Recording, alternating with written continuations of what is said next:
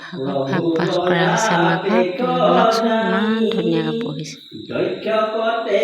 খনে প্ৰচণ্ড বদনে কাপিলন্ত মহামানী আমি হবে ভিত